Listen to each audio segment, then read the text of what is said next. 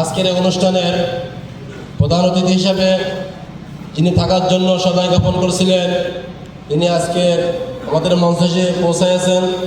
উনি ওনার অনেক প্রোগ্রাম থাকার কারণে উনি একটু আগে যাওয়ার জন্য অনুমতি চেয়েছেন।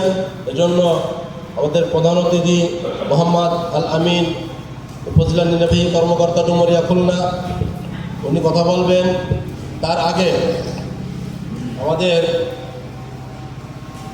আজকের এই উৎপাদকরণ ফাউন্ডেশন পরিচালনার জন্য যিনি সবসময় আমাদেরকে দিক নির্দেশনা দেন এবং এই সমস্ত কাজের ব্যাপারে সবসময় আমাদেরকে উদ্বুদ্ধ করেন এবং সার্বিকভাবে পরামর্শ দিয়ে, অর্থ দিয়ে কোনভাবে করলে ভালো হয়, যে ব্যক্তি আমাদেরকে পরামর্শ দেন তিনি আমাদের মধ্যে উপস্থিত অধ্যাপক মুফতি আব্দুল কাইয়ুম জামাতদার, সভাপতি সাজিয়া আহমদ রাস্তা উপস্থিত আছেন।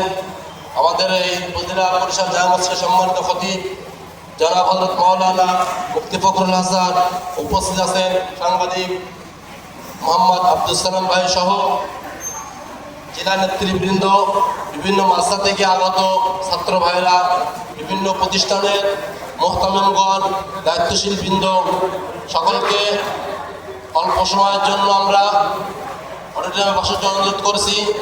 এরপরে আমাদের পাঁচপাড়া গ্রুপের যে 9 জনকে বাছাই করা তাদের প্রতিযোগিতা চলছে। এরপরে আমার হাতে 20 পাড়ার রেজাল্ট আসছে, 10 পাড়া 30 পাড়ার রেজাল্ট পর্যায়ক্রমে আমাদেরকে এখান থেকে 31 জনকে বিজয়কে পুরস্কার দেওয়া হবে।